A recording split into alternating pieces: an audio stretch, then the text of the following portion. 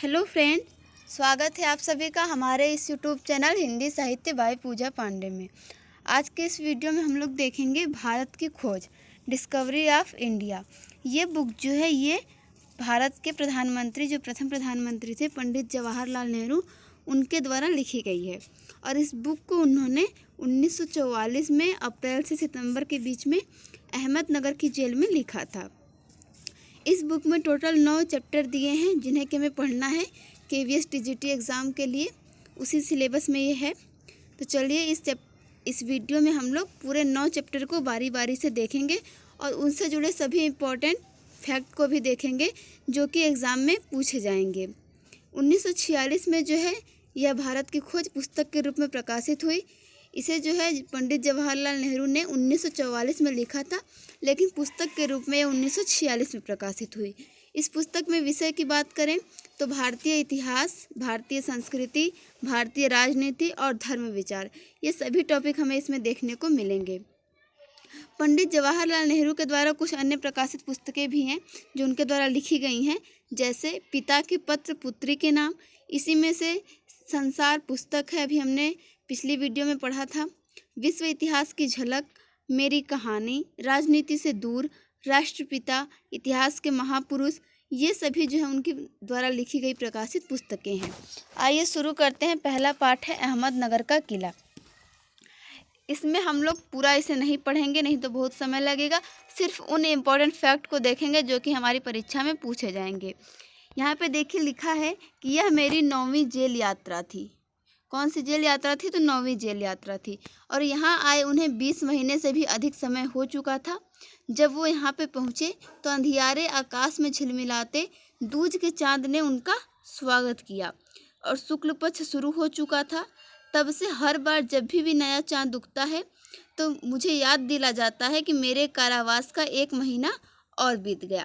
चाँद मेरे बंदी जीवन का स्थायी सहचर रहा है। अगर आपसे पूछे कि नेहरू जी के बंदी जीवन का स्थायी सहचर कौन था, तो चाँद था। और जब वो वहाँ पे पहुँचे तो शुक्ल पक्ष शुरू हो चुका था और दूज के चाँद ने उनका स्वागत किया था। यह उनकी 9वीं जेल यात्रा थी। इसी तरीके के कुछ हम लोग इम्पोर्टेंट फैक्ट आगे देखते हैं। ये देखिए यहाँ पे ये पिक्चर दी गई है। ये वो कमरा है जहाँ पे 1942 से 45 में जवाहरलाल नेहरू को रखा गया था। इसमें देखिए सब टॉपिक के रूप में आपको इसमें 2 सब टॉपिक देखने को मिलेंगे, अतीत का भार और अतीत का दबाव। अतीत का भार इसे मैंने पढ़ा है, इससे कुछ खास प्रश्न नहीं बन सकते हैं। अतीत का दबाव आइए देखते हैं।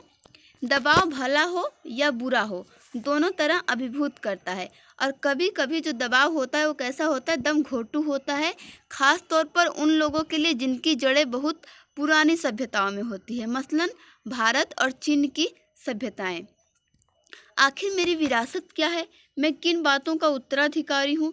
क्या उन सब का जिसे मानवता ने दसियों हजारों साल के दौरान हासिल किया, उसकी विजयों के उल्लास का, उसकी पराजयों की दुखद यंत्रणा का, मानव के उन हैरत अंगेज साहसिक कार्यों का जिनकी शुरुआत युगों पहले हुई और जो अब भी जारी है और हमें आकर्षित करती है। मैं इस सब का वारिस हूँ, साथ ही उस सब का भी जिसमें पूरी मानव जाति की साझेदारी है। हम भारतवासियों की विरासत में एक खास बात है जो अनोखी नहीं है, क्योंकि कोई व्यक्ति औरों से एकदम अलग नहीं होता। अलबत्ता एक बात हम लोगों पर विशेष रूप से लागू होती है जो हमारे रक्त, मांस और अस्थियों में समाई है। इसी विशेषता से हमारा वर्तमान रूप बना है और हमारा भावी रूप बनेगा। यहाँ पर देखिए कौन सी चीज़ें उन्हें भयभीत करती थी? तो विषय की कठिनाई और जटिलता मुझे भयभीत करती है। मुझे लगता है मैं सतही तौर पर इसका स्पर्श ही कर सकता हूँ। तो ये था अहमदनगर का किला। इस पाठ में इतने सारी चीज़ें थे जिसमें 2 सब टॉपिक थे, अतीत का भार और अतीत का दबाव। अब चलिए हम लोग देखते हैं अगला पार्ट जो है कि पाठ संख्या 2, तलाश।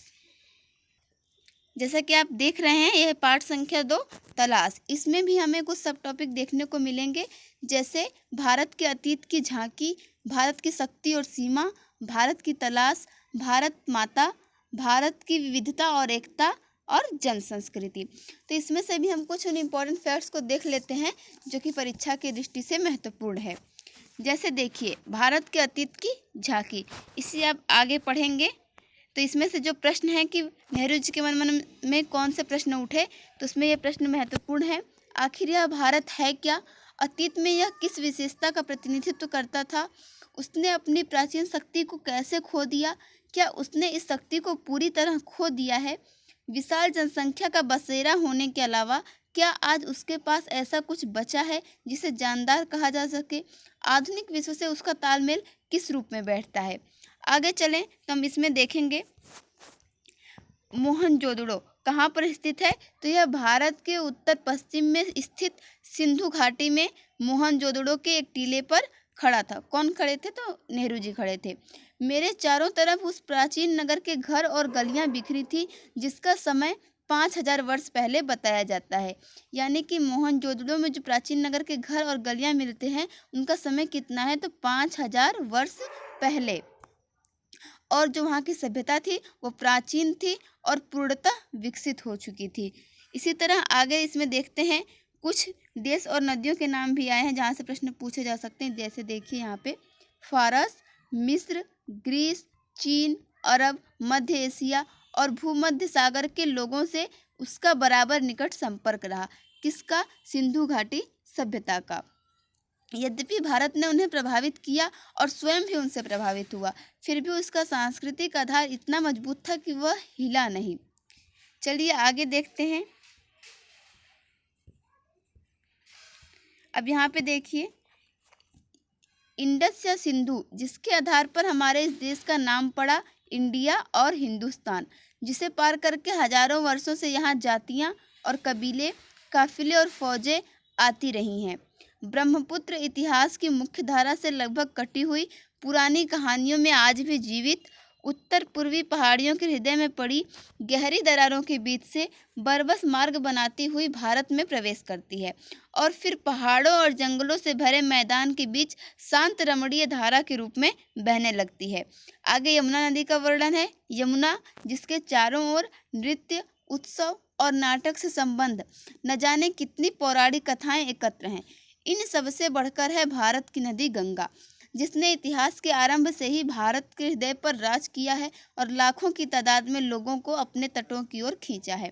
प्राचीन काल से आधुनिक युग तक गंगा की गाथा भारत की सभ्यता और संस्कृति की कहानी है। इस तरीके से अगर आपसे पूछे कि इसमें किन नदियों का वर्णन है, तो आप लोगों ने देखा होगा यहाँ पे, जैसे देखिए गंगा, यमुना, ब्रह्मपुत्र और ऊपर जो अभी नदी थी यहाँ पे इंडस या फिर सिंधु। इन नदियों का वर्णन हमें इसमें देखने को मिलता है। अब देखते हैं अगला इसमें जो टॉपिक दिया है, भारत की शक्ति और सीमा। भारत की शक्ति के स्रोत और उसके पतन और नाश के कारणों की खोज बहुत ही लंबा है और उलझा हुआ है, पर उसके पतन के हाल के कारण पर्याप्त स्पष्ट हैं। भारत जो है वह तकनीक की दौड़ में पिछड़ गया और यूरोप, जो कि तमाम बातों में एक ज़माने से पिछड़ा हुआ था, वो तकनीकी प्रगति के मामले में आगे निकल गया।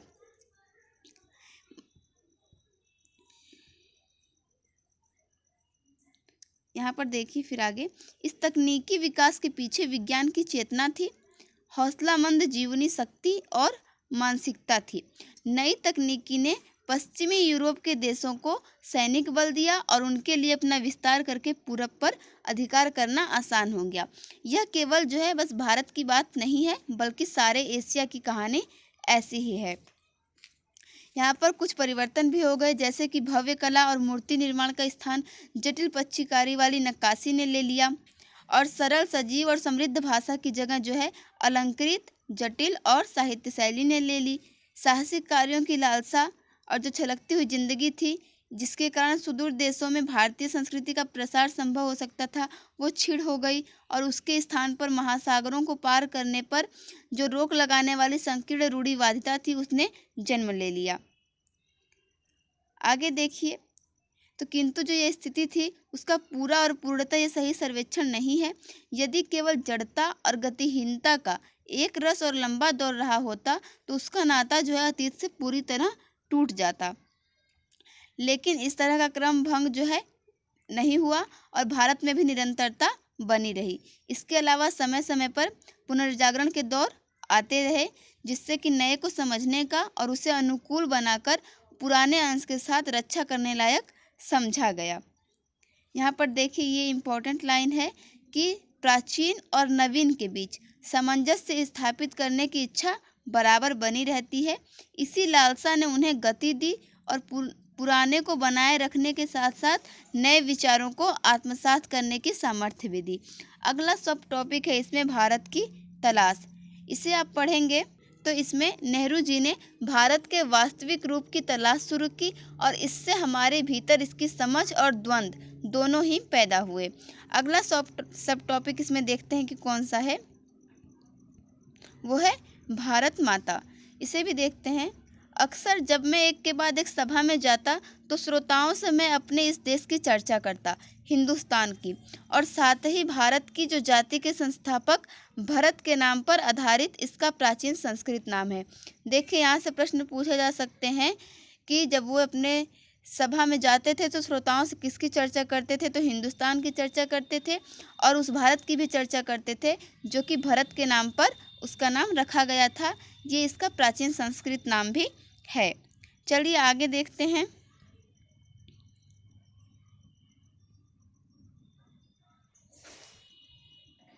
कभी कभी जैसे ही मैं किसी सभा में पहुंचता था, मेरे स्वागत में अनेक कंठों का स्वर गूंज उठता था, भारत माता की जय।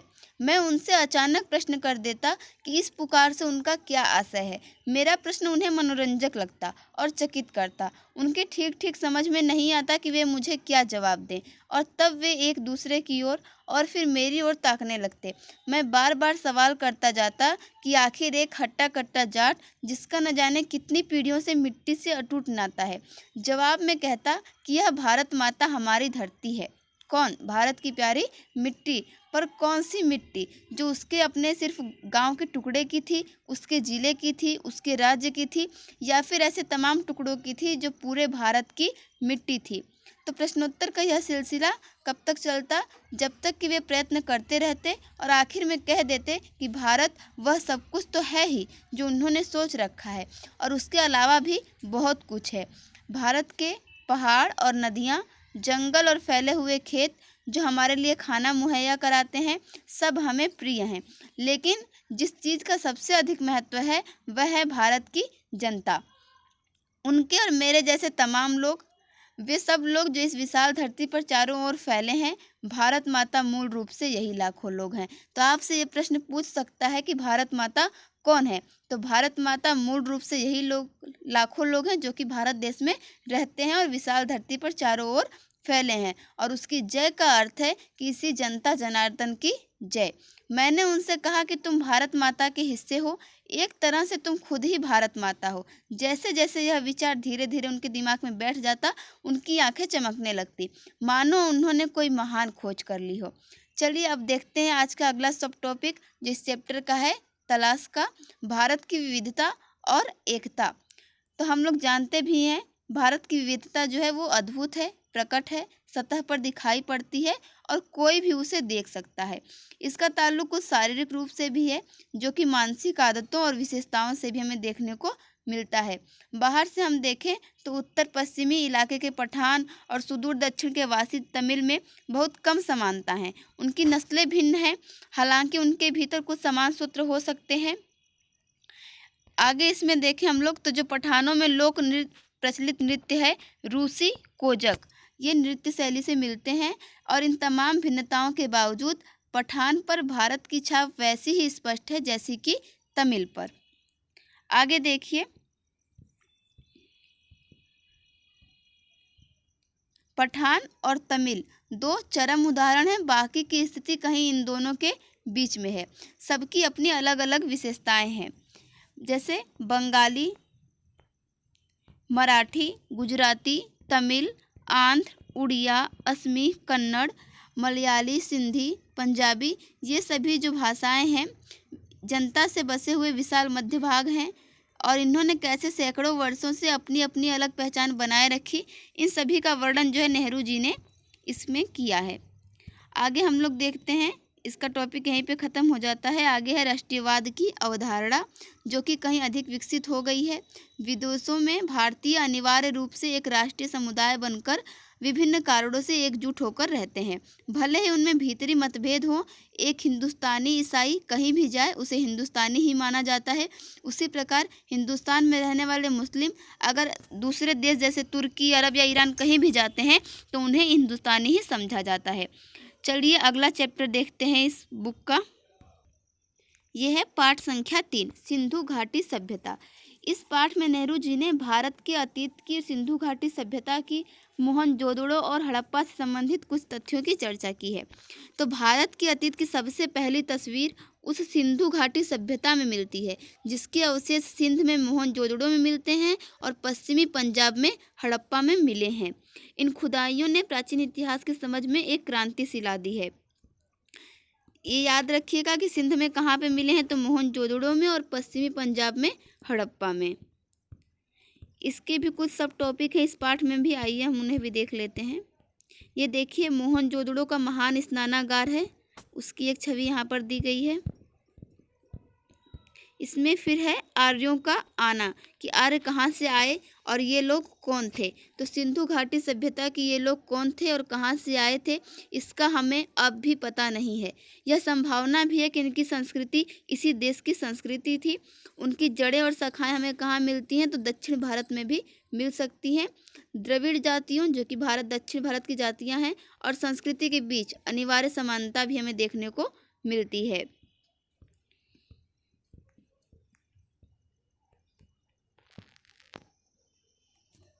आइए अब देखते हैं कि आर्य कहाँ से आए। तो ऐसा माना जाता है कि आर्यों का प्रवेश सिंधु घाटी युग के लगभग 1000 वर्ष बाद हुआ, और यह भी संभव है कि इनमें इतना बड़ा समय का अंतर न रहा हो और पश्चिमोत्तर दिशा से भारत में ये कबीले और जातियाँ समय समय पर आती रही हों। सबसे पहला बड़ा सांस्कृतिक समन्वय और मेलजोल बाहर से आने वाले आर्यों और उन द्रविड़ जाति के लोगों के बीच हुआ, जो संभवतः सिंधु घाटी सभ्यता के प्रतिनिधि थे। अब अगला टॉपिक है प्राचीनतम अभिलेख, धर्म ग्रंथ और पुराण।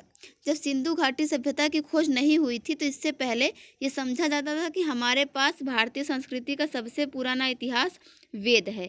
वैदिक युग के काल निर्धारण के बारे में बहुत ही मतभेद रहा है। फिर भी आजकल कुछ विद्वान जो हैं वो मानते हैं कि जो ऋग्वेद की ऋचाएँ हैं उनका समय ईसा पूर्व 1500 था, और आरंभिक भारतीय धर्म ग्रंथों को और पुराना साबित करने की प्रवृत्ति बढ़ गई है मोहनजोदड़ो की खुदाई के बाद। वस्तुतः यह हमारे पास मनुष्य के दिमाग की प्राचीनतम उपलब्ध रचना है। कौन? तो ऋग्वेद की ऋचाएँ। और जो मैक्स मूलर थे उन्होंने ऋग्वेद की ऋचाओं को आर्य मानव के द्वारा कहा गया पहला शब्द माना है। भारत की समृद्ध भूमि पर प्रवेश करने के समय जो आर्य थे अपने साथ उसी कुल के विचारों को लेकर आए थे जिससे ईरान में अवेस्ता की रचना हुई है। भारत की धरती पर उन्होंने उन्हीं विचारों का पल्लवन भी किया है।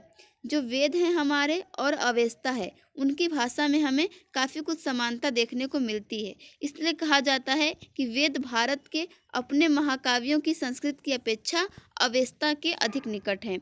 आइए अगला टॉपिक है इसमें वेद, उसे भी हम देख लेते हैं कि जो बहुत से हिंदू लोग हैं वो वेदों को प्रकाशित धर्मग्रंथ मानते हैं। उनका असली महत्व इस बात का उद्घाटन करने के कारण है कि विचारों की आरंभिक अवस्था में मानव मस्तिष्क ने कैसे अपने को व्यक्त किया था। यहाँ पर देखिए जो परीक्षा की दृष्टि से महत्वपूर्ण है वो ये है कि वेद की उत्पत्ति कैसे हुई। तो वेद की उत्पत्ति विद धातु से हुई है, जिसका अर्थ है कि जानना।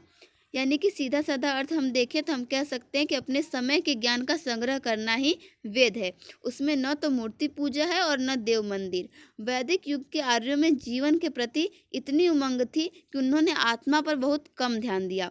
वे मृत्यु के बाद किसी प्रकार के अस्तित्व में बहुत अस्पष्ट ढंग से विश्वास करते थे। अब इसमें हम लोग देखते हैं आगे, वेद के बाद ऋग्वेद।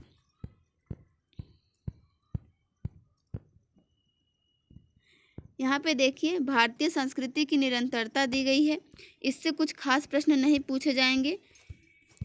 फिर है उपनिषद। तो उपनिषदों का जो समय है वो ईसा पूर्व 800 के आसपास से माना जाता है। वे हमें भारतीय आर्यों के चिंतन में एक कदम और आगे ले जाते हैं, और यह एक लंबा कदम है। उपनिषदों का जो सामान्य झुकाव है वो अद्वैतवाद की ओर है। और इसकी प्रमुख विशेषता क्या है उपनिषदों की, तो वह है सच्चाई पर बल देना। इसी में आगे हम देखेंगे, यहाँ पे दिया गया है कि ऐतरेय ब्राह्मण जो है, इसमें एक स्त्रोत हमें देखने को मिलता है और इस श्लोक का अंत जो है स्टेक से होता है चरैवेति, यानी जिसका अर्थ होता है हे यात्री चलते रहो चलते रहो। फिर इसी में अगला टॉपिक है व्यक्तिवादी दर्शन के लाभ और हानियाँ। तो इससे भी कुछ खास प्रश्न नहीं बनते हैं। उसके बाद हम लोग कुछ और टॉपिक देखेंगे, जैसे भौतिकवाद। तो यहाँ से भी कुछ हमें प्रश्न देखने को नहीं मिले। आगे है महाकाव्य, इतिहास, परंपरा और मिथक। यहाँ से प्रश्न पूछे जा सकते हैं। इसमें देखिए प्राचीन भारत के 2 महाकाव्यों के बारे में दिया गया है, रामायण और महाभारत। तो इनका रूप ग्रहण करने में शायद सदियां लगी होंगी और उनके बाद में भी टुकड़े जोड़े जाते रहे। इन ग्रंथों में क्या है, तो भारतीय आर्यों के आरंभ के समय का वृतांत है, उनकी विजय और उस समय के गृह युद्धों का, जब वे अपना विस्तार कर रहे थे और अपनी स्थिति मजबूत कर रहे थे। मुझे इनके अलावा कहीं भी किन्हीं ऐसी पुस्तकों की जानकारी नहीं है जिन्होंने आम जनता के मन पर लगातार इतना व्यापक प्रभाव डाला हो।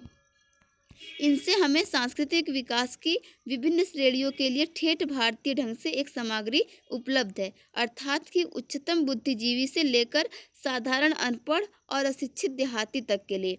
यानी कि जो रामायण के कुछ चौपाइयाँ थी या महाभारत के कुछ जो श्लोक थे, वे साधारण अनपढ़ और अशिक्षित देहाती लोग भी उन्हें जानते थे और अपने दैनिक दिनचर्या में उन्हें शामिल भी करते थे।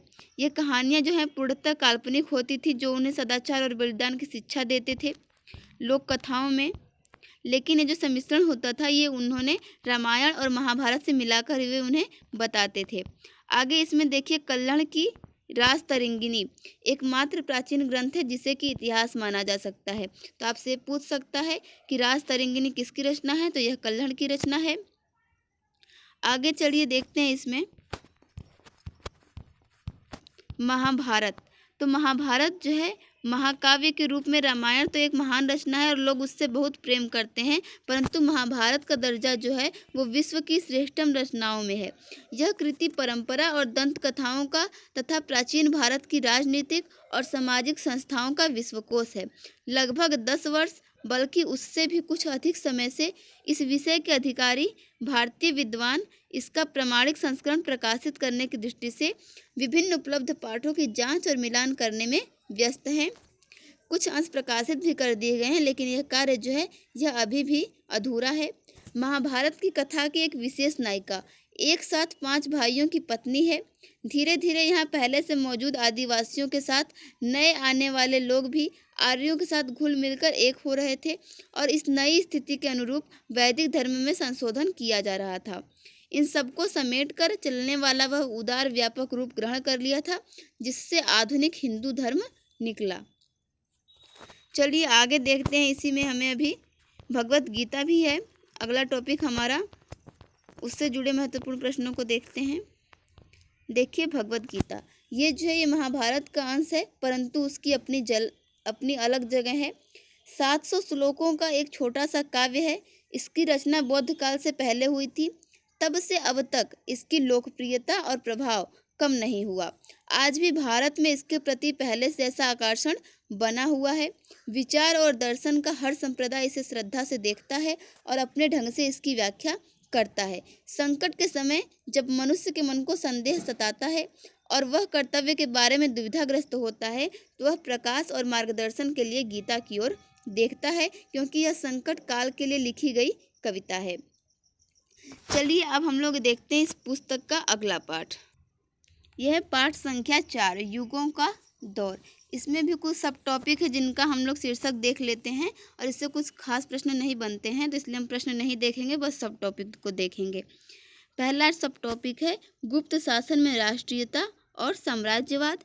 फिर आगे इसी में है दक्षिण भारत, शांतिपूर्ण विकास और युद्ध के तरीके, प्रगति बनाम सुरक्षा, भारत का प्राचीन रंगमंच, संस्कृत भाषा की जीवंतता और स्थायित्व, विदेशों पर भारतीय कला का प्रभाव, भारत का विदेशी व्यापार, प्राचीन भारत में गणित शास्त्र और फिर है विकास का हास।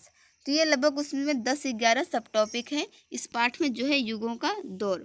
आइए हम लोग देखते हैं पाठ संख्या 5 जो है नई समस्याएं।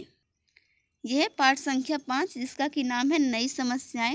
इसमें हमें कुल 5 सब टॉपिक देखने को मिलेंगे। जैसे पहला है अरब और मंगोल, तो हम लोग इसे नहीं देखेंगे, हम लोग अगला टॉपिक देखेंगे महमूद गजनवी और अफ़गान।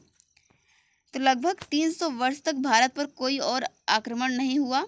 1000 ईस्वी के आसपास अफगानिस्तान के सुल्तान महमूद गजनवी, ये आपसे पूछा जा सकता है कि महमूद गजनवी कहाँ का सुल्तान था, तो अफगानिस्तान का सुल्तान था जिसने भारत पर आक्रमण करने आरंभ किए। यह तुर्क था जिसने मध्य एशिया में अपनी ताकत बढ़ा ली थी। उसने बड़ी निर्ममता से कई आक्रमण किए जिनमें बहुत खून खराबा हुआ। हर बार महमूद अपने साथ बहुत बड़ा खजाना ले गया। हिंदू धूल कणों की तरह चारों तरफ बिखर गए और उनकी याद भर लोगों के मुंह में पुराने किस्से की तरह बाकी रह गई। जो तितर बितर होकर बचे रहे उनके मन में सभी मुसलमानों के प्रति गहरी नफरत पैदा हो गई। महमूद ने क्या किया, तो इसने पंजाब और सिंधु को अपने राज्य में मिला लिया। आगे देखते हैं। महमूद की मृत्यु जो है ये 1030 ईस्वी में हुई, इसे आप लोग नोट कर लीजिएगा। और इसकी मृत्यु के बाद 160 वर्षों से अधिक समय तक न तो भारत पर कोई आक्रमण हुआ और न ही पंजाब के आगे तुर्की शासन का विस्तार हुआ। इसके बाद शहाबुद्दीन गौरी नाम के एक अफगान ने गजनी पर कब्जा कर लिया और गजनवी साम्राज्य का अंत हो गया। उसने पहले लाहौर पर धावा किया और फिर दिल्ली पर। दिल्ली के राजा पृथ्वीराज चौहान ने उसे पूरी तरह पराजित कर दिया। शहाबुद्दीन अफगानिस्तान लौट गया और अगले साल एक और फौज लेकर लौटा। इस बार उसकी जीत हुई और 1192 ईस्वी में वह दिल्ली के तख्त पर बैठा। इसका अगला टॉपिक देख लेते हैं जो है समन्वय और मिलीजुली संस्कृति का विकास, कबीर, गुरु नानक और अमीर खुसरो। इसे हम पढ़ेंगे क्योंकि इससे प्रश्न पूछे जाएंगे। भारत पर मुस्लिम आक्रमण की या भारत में मुस्लिम युग की बात करना गलत और भ्रामक है। इस्लाम ने भारत पर आक्रमण नहीं किया, वह भारत में कुछ सदियों के बाद आया। आक्रमण तुर्कों यानी कि महमूद ने किया था, अफगानों ने किया था और उसके बाद तुर्क मंगोल या मुगल आक्रमण हुआ। इनमें से बाद के 2 आक्रमण महत्वपूर्ण थे। अफगानों को हम भारत का सीमावर्ती समुदाय कह सकते हैं जो भारत के लिए पूरी तरह अजनबी भी नहीं माने जा सकते। उनके राजनीतिक शासन के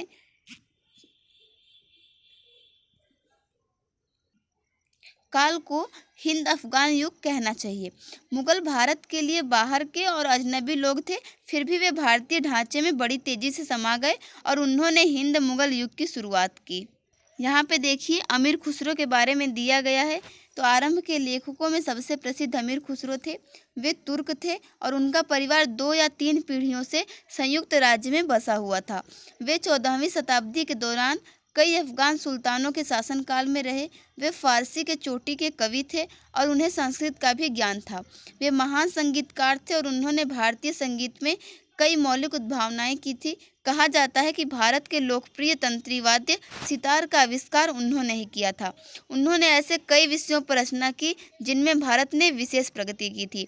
इनमें धर्म, दर्शन, तर्कशास्त्र, भाषा और व्याकरण, संस्कृत के अतिरिक्त संगीत, गणित, विज्ञान और आम का फल है। उनकी प्रसिद्धि का आधार उनके लोक प्रचलित गीत हैं जिन्हें उन्होंने बोलचाल की सामान्य हिंदी में लिखा था। उन्होंने ग्रामीण जनता से केवल उसकी भाषा ही नहीं ली बल्कि उनके रीति रिवाज और रहन सहन के ढंग का भी वर्णन किया। उन्होंने विभिन्न ऋतुओं और जीवन के विभिन्न पहलुओं पर गीत लिखे। वे गीत अब भी उत्तर और मध्य भारत के किसी भी गांव या नगर में सुनाई पड़ सकते हैं। अमीर खुसरो ने अनगिनत पहेलियाँ भी लिखी।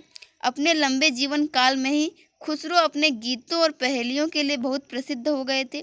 ऐसी कोई और मिसाल नहीं मिलती जहां 600 साल पहले लिखे गए गीतों की लोकप्रियता आम जनता के बीच बराबर बनी रही हो और बोलों में बिना परिवर्तन किए वे अब भी उसी तरह गाए जाते हों। चलिए इसमें हम लोग अब अपना अगला टॉपिक देख लेते हैं। अभी 2 टॉपिक इसमें और है। एक है बाबर और अकबर भारतीयकरण की प्रक्रिया। तो यहाँ पे देखिए ये सन महत्वपूर्ण है, तो इसे आप याद कर लीजिए कि अकबर जो है भारत में मुगल खानदान का तीसरा शासक था। फिर भी साम्राज्य की बुनियाद उसी ने पक्की की। उसके बाबा ने दिल्ली के सिंहासन पर 1526 ईस्वी में विजय प्राप्त कर ली थी। भारत में आने के 4 वर्ष के भीतर ही बाबर की मृत्यु हो गई। उसका अधिकतर समय युद्ध में और आगरा में एक भव्य राजधानी बनाने में बीता। यह काम उसने कुस्तुनतुनिया के एक प्रसिद्ध वास्तुशिल्पी को बुलाकर कराया। बाबर का जो व्यक्तित्व है वो बहुत ही आकर्षक है।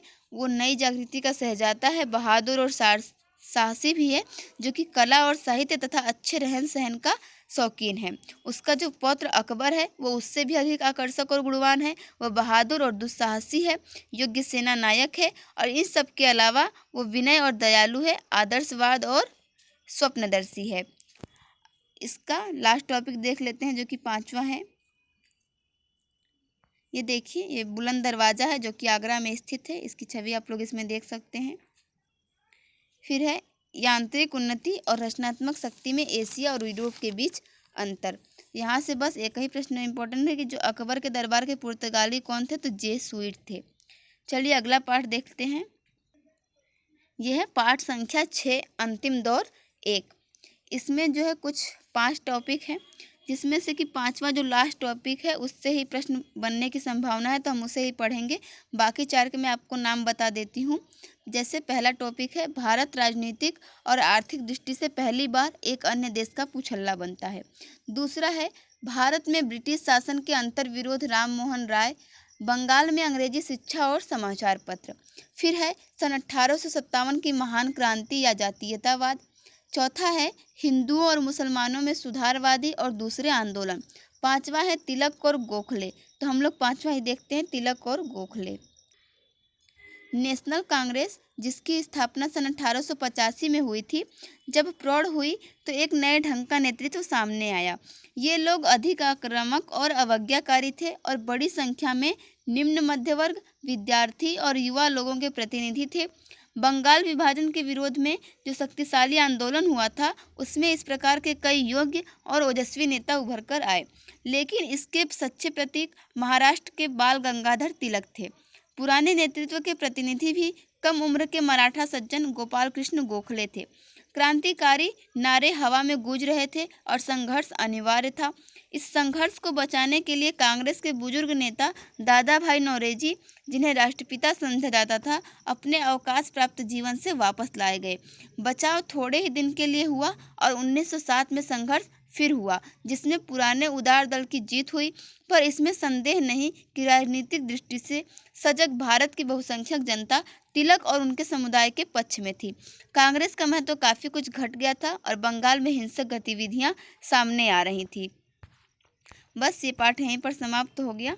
अगला पाठ हम लोग देखते हैं, पाठ संख्या 7, अंतिम दौर 2। यह पाठ संख्या 7, अंतिम दौर 2। इसमें भी इसके पाठ के अंदर आपको महत्वपूर्ण से 3 चीज़ें आपको देखने को मिलेंगी, जैसे राष्ट्रीयता बनाम साम्राज्यवाद, यानी मध्य वर्ग की बेबसी और गांधी का आगमन। फिर गांधी जी के नेतृत्व में कांग्रेस सक्रिय। उसके बाद अल्पसंख्यकों की समस्या, मुस्लिम लीग, मोहम्मद अली जिन्ना। तो यहाँ से मैंने इसे पढ़ा है। कुछ खास प्रश्न नहीं बनते जो कि हमारी परीक्षा के लिए महत्वपूर्ण हो, इसलिए हम लोग अगला पाठ देखते हैं। यह पाठ संख्या 8, तनाव। तो यहाँ से बहुत सारे प्रश्न बनने की संभावना है, क्योंकि इसमें बहुत सारे ऐसे तथ्य हैं। तो इसे हम लोग पढ़ते हैं। भारत में तनाव सन 1942 के शुरू के महीनों में बढ़ा। युद्ध का मंच लगातार निकट आता जा रहा था और भारत के शहरों पर हवाई हमलों की संभावना पैदा हो गई थी। जिन पूर्वी देशों में युद्ध जोरों पर था, वहाँ क्या होगा? भारत और इंग्लैंड के संबंधों में क्या नया अंतर आएगा?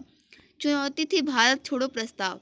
बम्बई में 7 और 8 अगस्त को अखिल भारतीय कांग्रेस कमेटी ने खुली सभा में उस प्रस्ताव पर विचार किया और बहस की, जो अब भारत छोड़ो प्रस्ताव नाम से जाना जाता है। वह एक लंबा और विस्तृत प्रस्ताव था। उसमें अंतरिम सरकार बनाने का सुझाव दिया गया था। ऐसी सरकार जो मिली जुली हो, जिसमें सभी महत्वपूर्ण वर्गों के लोगों का प्रतिनिधित्व हो और जिसका पहला काम होगा मित्र शक्तियों के सहयोग से भारत की सुरक्षा और अपनी सारी हथियारबंद और अहिंसक शक्तियों के साथ बाहरी हमले को रोकना। कांग्रेस कमेटी ने संसार की आज़ादी के लिए ब्रिटेन और संयुक्त राष्ट्र से फिर अपील की और इस बात की स्वीकृति देना तय किया कि गांधी जी के अपरिहार्य नेतृत्व में अहिंसात्मक ढंग से एक जन आंदोलन शुरू किया जाए। यह स्वीकृति उसी समय लागू होती जब गांधी जी ऐसा निर्णय लेते। अंत में कहा गया कि कमेटी कांग्रेस के लिए शक्ति हासिल करना नहीं चाहती ताकत जब भी आएगी तो वह भारत की सारी जनता की होगी। अपने समापन भाषणों में कांग्रेस सभापति मौलाना अबुल कलाम आज़ाद और गांधी जी ने यह स्पष्ट कर दिया कि उनका अगला कदम होगा ब्रिटिश सरकार के प्रतिनिधि वायसराय से मुलाकात करना और खास संयुक्त राष्ट्रों के मुख्य अधिकारियों से एक सम्मानपूर्ण समझौते के लिए अपील करना। 8 अगस्त 1942 को काफ़ी रात गए यह प्रस्ताव अंततः पास हो गया। कुछ घंटे बाद 9 अगस्त की सुबह सुबह बम्बई में और पूरे देश में अनेक स्थानों पर बहुत सी गिरफ्तारियां हुई और इस तरह हम अहमदनगर के किले में आए। ऐसा जो है पंडित जवाहरलाल नेहरू जी लिखते हैं भारत छोड़ो प्रस्ताव के बारे में। और इस पाठ में जो कि था पाठ संख्या 8 तनाव। अब हम लोग देखेंगे इस पुस्तक का लास्ट पाठ, पाठ संख्या 9, जो कि है 2 पृष्ठभूमियाँ भारतीय और अंग्रेजी। तो आप लोग उम्मीद करती हूँ कि कॉपी और पेन लेकर बैठे होंगे, तो जो इसमें से महत्वपूर्ण प्रश्न हो उसे आप लिख लें। जैसे कि भारत में अगस्त सन 1942 में जो कुछ हुआ वह आकस्मिक नहीं था, वह पहले से जो बहुत कुछ होता आ रहा था उसकी चरम परिणति थी। इसके बारे में आक्षेप, आलोचना और सफाई के रूप में बहुत कुछ लिखा जा चुका है और बहुत सफाई दी जा चुकी है। फिर भी इस लेखन में से असली बात गायब है, क्योंकि इनमें एक ऐसी चीज को केवल राजनीतिक पहलू से देखा गया है जो राजनीति से कहीं अधिक गहरी थी। इन सबके पीछे वह तीव्र भावना बच रही थी कि चाहे कुछ हो जाए यह राज्य अब बर्दाश्त नहीं किया जा सकता। फिर टॉपिक है व्यापक उथल पुथल और उसका दमन। तो जनता की ओर से अकस्मात असंगठित प्रदर्शन और विस्फोट, जिनका अंत हिंसात्मक संघर्ष और तोड़फोड़ में होता था, जबरदस्त और शक्तिशाली हथियारबंद सेनाओं के विरुद्ध भी लगातार चलते रहे। इनसे जनता की भावनाओं की तीव्रता का पता लगता है। यह भावना उनके नेताओं की गिरफ्तारी से पहले भी थी, लेकिन इन गिरफ्तारियों और उसके बाद अक्सर होने वाले गोलीकांड ने जनता के क्रोध को भड़का दिया। वे इतने क्रुद्ध और उत्तेजित थे कि चुप नहीं बैठ सकते थे। ऐसी परिस्थितियों में स्थानीय नेता सामने आए और कुछ समय के लिए उनका अनुसरण किया गया, लेकिन उन्होंने भी जो निर्देश दिए वे काफ़ी नहीं थे। अपने मूल रूप में यह एक सहज जन आंदोलन था। पूरे भारत में 1942 ईस्वी में युवा पीढ़ी ने, विशेष रूप से विश्वविद्यालयों के विद्यार्थियों ने, हिंसक और शांतिपूर्ण दोनों तरह की कार्यवाहियों में बहुत महत्वपूर्ण काम किया। इस तरह 1857 के गदर के बाद पहली बार भारत में ब्रिटिश राज के ढांचे को बलपूर्वक चुनौती देने के लिए बहुत बड़ी जनसंख्या उठ खड़ी हुई। यह चुनौती मूर्खतापूर्ण और बेमौके थी, क्योंकि दूसरी ओर सुसंगठित हथियारबंद सैनिक शक्ति थी। यह सैनिक शक्ति इतिहास में पहले किसी अवसर की तुलना में कहीं अधिक थी। उस भीड़ ने न तो इस द्वंद्व की तैयारी ही की थी और न ही इसके लिए समय का चुनाव खुद किया था। यह स्थिति उनके सामने अनजाने ही आ गई थी। तात्कालिक प्रतिक्रिया के रूप में भले ही वह प्रतिक्रिया नासमझी से भरी या गलत रही हो, लेकिन उससे भारत की स्वतंत्रता के लिए उन्होंने अपने प्रेम और विदेशी शासन के विरुद्ध अपनी घृणा को प्रकट किया।